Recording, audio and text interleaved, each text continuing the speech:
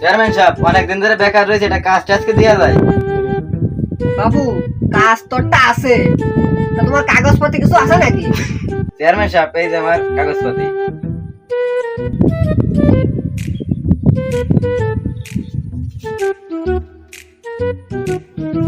তোমার কাগজপত্র তো সবই ঠিকঠাক আছে। চেয়ারম্যান সাহেব কাগজপাতি যা দেখছেন অনেক ভালো, কাজ একটা দিলে দেওয়া যেতে পারে। তাহলে তুই করছিস? জি। আচ্ছা তাহলে সামনে একটা কাজ টাজ দিই। আচ্ছা দেন তাহলে। আচ্ছা তোমার সবকিছুই দেখে আমার ভালো লাগছে। তোমার কাজ আছে মোটর চালাবা, এই গেটটা আছে,